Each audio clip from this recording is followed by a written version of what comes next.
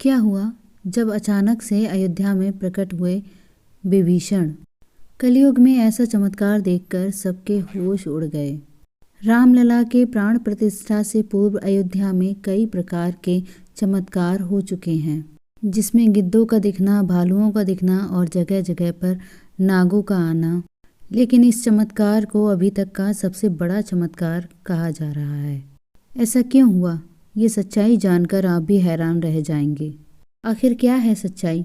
क्या लंका के राजा विभीषण अपने मित्र राम से मिलने आए थे? क्या विभीषण आज भी जीवित हैं?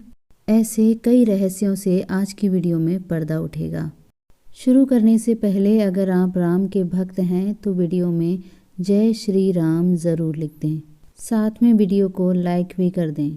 अयोध्या में रामलला के प्राण प्रतिष्ठा की तैयारी जोरों शोरों से चल रही है। 22 जनवरी को रामलला को गर्भगृह में स्थापित किया जाएगा। सभी राम भक्तों को इस दिन का बहुत बेसब्री से इंतजार था। अयोध्या में 22 जनवरी से लेकर 25 मार्च तक कई खास कार्यक्रमों का आयोजन किया जाएगा। इस बीच मंदिर के गर्भगृह का कार्य 24 घंटे चल रहा है। 22 जनवरी को राम मंदिर में रामलला की प्राण प्रतिष्ठा होगी।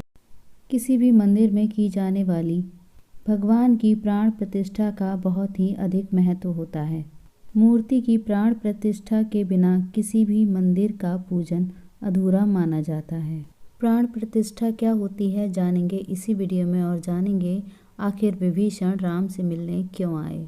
सनातन धर्म में प्राण प्रतिष्ठा बहुत ही महत्वपूर्ण मानी जाती है। मंदिर में मूर्ति स्थापना के समय प्राण प्रतिष्ठा की जाती है। किसी भी मूर्ति स्थापना के समय उस मूर्ति में प्राण जगाने की प्रक्रिया को प्राण प्रतिष्ठा कहा जाता है। प्राण शब्द का अर्थ जीवन शक्ति और प्रतिष्ठा का अर्थ स्थापना होता है।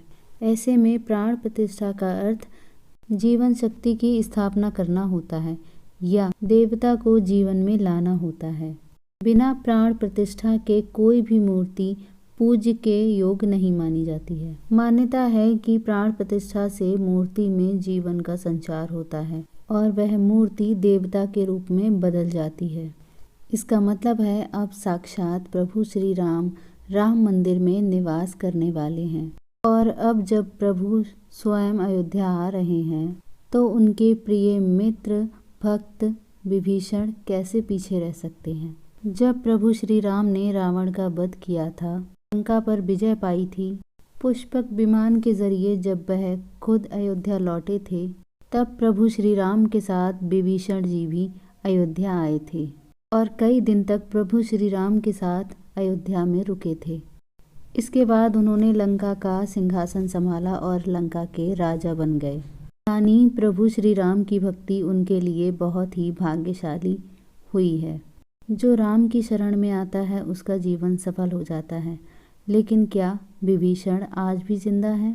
हिंदू धर्म की पौराणिक कथाओं के अनुसार माना जाता है कि 8 महान विभूतियां सशरीर आज भी जीवित हैं, जिनमें से कुछ महाभारत काल के हैं और कुछ रामायण काल के हैं तथा कुछ विभूतियां उसके पहले के काल से जीवित हैं। पौराणिक मान्यताओं के अनुसार अश्वत्थामा, विभीषण, बलि, वेदव्यास, हनुमान जी, कृपाचार्य, भगवान परशुराम और मार्कंडेय ऋषि चिरंजीवियों में शामिल हैं। चिरंजीवी का अर्थ होता है जो सृष्टि के अंत तक जीवित रहे, जिसकी उम्र ना बढ़े, और विभीषण भी इन चिरंजीवियों में से एक हैं जो आज भी इस धरती पर मौजूद हैं और अनंत काल तक जीवित रहेंगे। लेकिन उन्हें ये वरदान आखिर किसने दिया, यह जानने का विषय है। भगवान राम के भक्त विभीषण बचपन से ही धर्मपरायण रहे थे। वह अपने भाई रावण का विरोध किया करते थे। उन्होंने लंका युद्ध में भी धर्म का पालन करते हुए भगवान राम का साथ दिया। इसलिए प्रभु श्री राम ने उन्हें पृथ्वी के अंत तक अजर अमर रहने का वरदान दिया है। कलयुग का अंत होगा तो एक बार फिर से भगवान विष्णु जन्म लेंगे, जिसका नाम कल्कि होगा। तब ये 8 चिरंजीवी भगवान कल्कि का साथ देंगे और तब फिर से कलयुग से सतयुग की स्थापना करेंगे। इसका अर्थ यही निकलता है कि विभीषण आज भी जीवित हैं। राम जी की प्राण प्रतिष्ठा से पहले उन्हें मंदिर में कब और कैसे देखा गया, सवाल ये है। ये घटना है 11 जनवरी रात 12 बजे की। रोजाना की तरह सभी मजदूर अपना काम करके अपने तंबुओं में आराम कर रहे थे। तभी मजदूरों को मंदिर के अंदर से प्रभु श्री राम के नाम के जाप सुनाई दिए। अभी किसी भी व्यक्ति को राम मंदिर में जाने की अनुमति नहीं थी रात के समय में। मजदूरों को लगा आवाज़ कहीं और से आ रही है, फिर से मजदूर सो गए। लेकिन सुभाष नाम के एक मजदूर को लगातार यह बात खटक रही थी। उसे वह आवाज़ राम मंदिर से आते ही प्रतीत हो रही थी। तो उसके मन में जानने की उत्सुकता हुई, आखिर रात्रि को राम मंदिर के अंदर राम नाम का जाप कौन कर रहा है। उसने अपने साथियों को उठाना चाहा, लेकिन सभी गहरी नींद में थे। तब सुभाष अकेले ही राम मंदिर परिसर में पहुंचा। सुभाष काफ़ी दिनों से राम मंदिर निर्माण का हिस्सा था। उसे राम मंदिर का एक एक दरवाज़ा, एक एक कोना अच्छी तरह से पता था।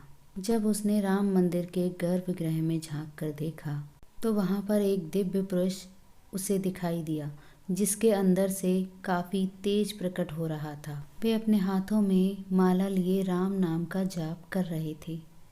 ऐसा लग रहा था मानो कि वे काफ़ी दिव्य पुरुष हों, किसी पौराणिक समय से आए हों। उनके बैठने का तरीका राजाओं की तरह था। सुभाष ये नज़ारा देखकर एकदम दंग रह गया।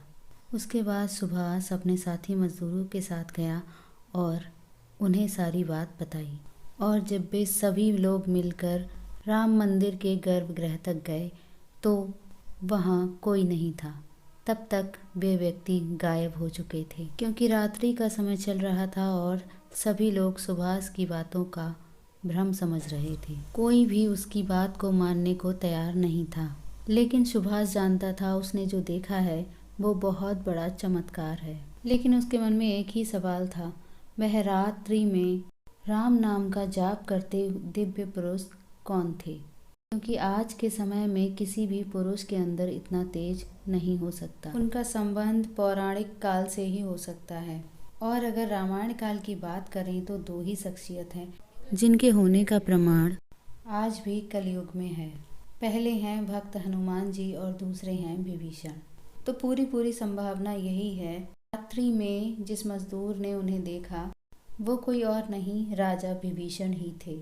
वीडियो में दी गई जानकारी अगर आपको पसंद आई हो तो वीडियो को लाइक करें, और अगर आप राम भक्त हैं तो कमेंट बॉक्स में जय श्री राम जरूर लिखें। धन्यवाद। जय श्री राम।